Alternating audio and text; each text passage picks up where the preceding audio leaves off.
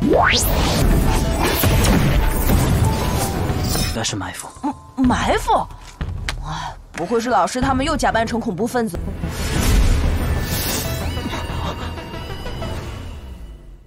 Di akademi, guru Kangkang memakai sihirnya untuk memeriksa keadaan setiap guru sekaligus para murid. Setelah dia mengaktifkan sihirnya, sekelompok orang yang mengintai Chencong dan kawan-kawan ternyata adalah seorang musuh.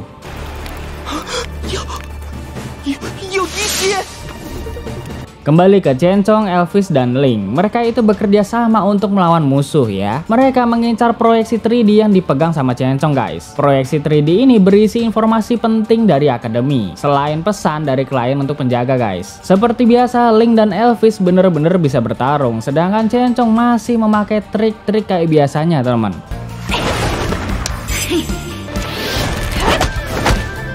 准确的说，他们的目标是千从身上的3维复印。 我们去帮他。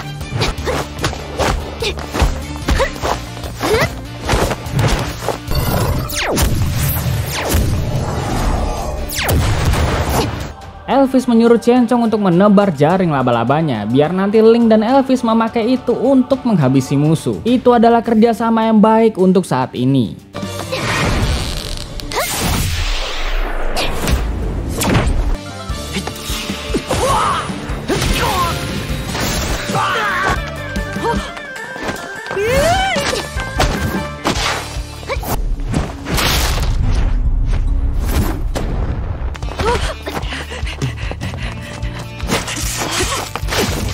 就几个小孩搞那么长时间，回去每人奖励。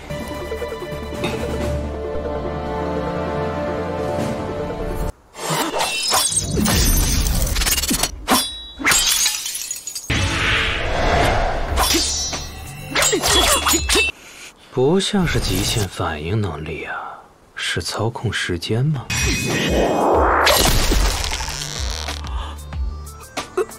Wajir, ketemu sama musuh yang lebih kuat lagi ternyata ya. Bosnya mereka udah punya pengalaman bertarung, sedangkan Chencong dan kawan-kawan masih sedikit pengalamannya guys. Elvis paham situasi ini karena musuh tersebut mengetahui identitasnya Elvis. Jadi dia terpaksa melempar Chencong jauh dari pertarungan untuk mengamankan proyeksi 3D sekaligus melindungi Chencong. Elvis sempat diremehin, tapi dia sekuat tenaga akan melindungi Chencong agar misi kali ini berhasil. 不错呀。 看样子万象学院的舞蹈班启示文凭，小贵族，快去把收拾要的东西拿过来吧。听不见你说话了。沧海桑田，光阴似血。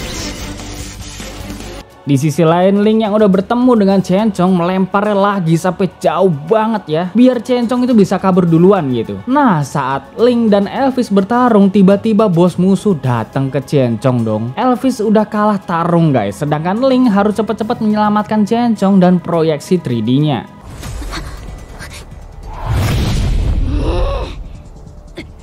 那我很好奇，到底钢铁和你的骨头。 没人教你先来后倒马，请听我说。你知道吗？小孩，艾尔维斯，你把他怎么样了？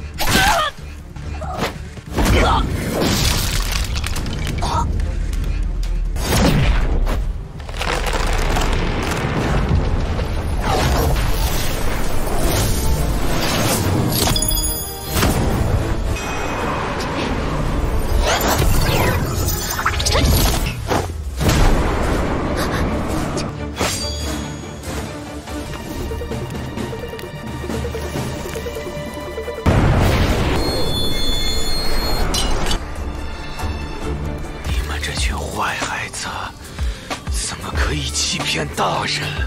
Wah, gila, anjir, gila. Itu daya ledaknya luas bener dah. Ternyata guru Liang Qiu ini sebelumnya udah menyiapkan peledak otomatis dalam rangkaian proyeksi 3D itu. Jadinya musuh nggak berhasil mendapatkan apa-apa teman-teman. Karena Chencong, Elvis, dan Ling udah kewalahan, guru Liang Qiu pun bertindak dan musuh bener-bener dibuat diam dan dipukul mundur oleh guru Liang Qiu.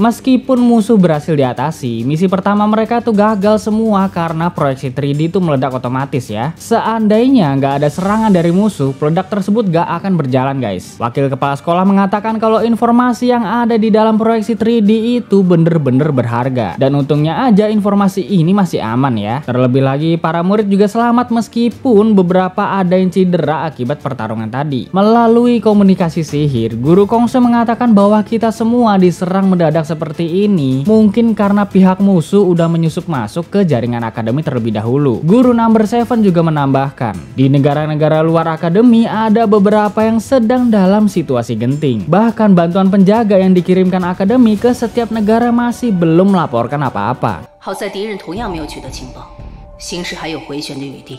我们陆续派出的支援没有传回任何信息，说不定都被……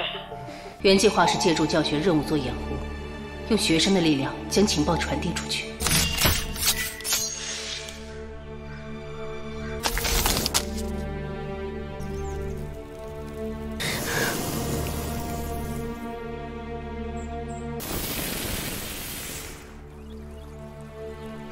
Kembali ke Chen-Chong, Elvis, dan Ling. Ling udah menyelidiki kalau alat itu meledak dengan sendirinya. Elvis mengatakan kalau ini pasti pertahanan dari Guru Liang Qiu yang dia rencanain dari kemarin. Pihak musuh mengincar ini pasti ada maksudnya. Elvis berpikir tugas misi kali ini bukan sekedar tugas misi biasa, melainkan ada hal penting yang ada di dalam alat proyeksi 3D ini. Chen-Chong bener-bener gak percaya kalau di saat-saat genting kayak tadi, dirinya itu masih belum bisa memakai kekuatan sihirnya sendiri. Padahal mereka tuh udah berminggu-minggu bahkan berbulan-bulan belajar di akademi. Elvis ini tidak mempermasalahkan itu. Dia tadi juga nggak menyadari kekuatan musuh yang bener-bener di luar dugaan. Jadi dia tuh terlalu percaya diri untuk melawannya demi Chen-Chong agar bisa kabur duluan. Untuk sekarang, Elvis itu berusaha memakai kekuatan transformasi waktunya agar bisa mengembalikan alat proyeksi tersebut.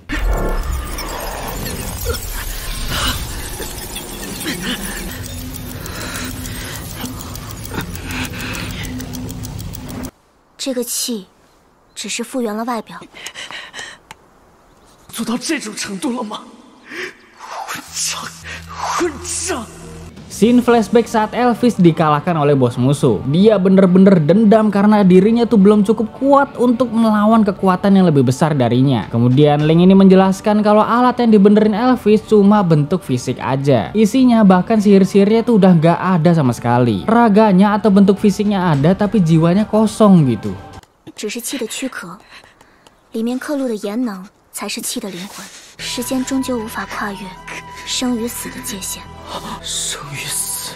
Kemudian Elvis yang emosinya udah nggak terkendali ini teringat kalau Chen-Chong itu punya segel sihir bangkit dari kematian. Jadi dia memaksa Chen-Chong untuk menggunakannya agar misi kali ini bisa selesai sempurna. 让你带着气死一次就可以。艾维斯，也许可以。我有个办法。 Chen-Chong bener-bener menguatkan hatinya. Walaupun kematian itu terasa menyakitkan, dia yakin cuma cara ini yang bisa dilakuin. Chen-Chong punya rencana, dia menyuruh Ling untuk mengaktifkan sihir dalam tubuh Chen-Chong. Sedangkan Elvis harus memakai sihir pengamatan agar dapat mengamati situasi yang ada di dalam tubuhnya. Elvis ini nggak setuju kalau cara tersebut gagal. Chen-Chong bener-bener gak bisa terselamatkan. Ini sama aja kayak nyapu-nyapu daun pas pelajaran Guru Liang Qiu kemarin, di mana tubuh digunakan sebagai alat yang dikendalikan orang lain. Chen-Chong itu udah gak peduli dengan apapun resikonya. Yang terpenting adalah kudu dicoba dulu karena mereka tuh gak mungkin pulang dengan membawa kegagalan kayak gini. 我们还是回去吧。我不想做一个废物，你也不想做一个废物，对吧？有些事，我也想做个验证。这家伙，艾尔维斯，灵，让我们一起完成任务吧！相信我。 Setelah Chen-Chong meyakinkan Elvis dan Ling, pengembalian sihir di dalam alat proyeksi 3D pun dimulai. 灵，你集中精神引导念，向我印的位置注入。加油！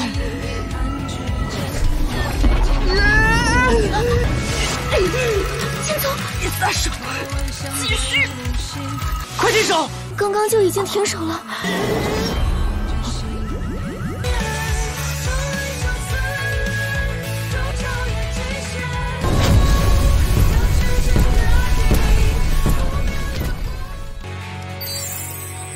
任务完成， Berhasil guys. Sekarang tinggal mengantarkannya ke pos penjaga ya. Dan semua guru itu kaget karena ternyata kelompok guru Liang Chu berhasil menjalankan misi dengan baik.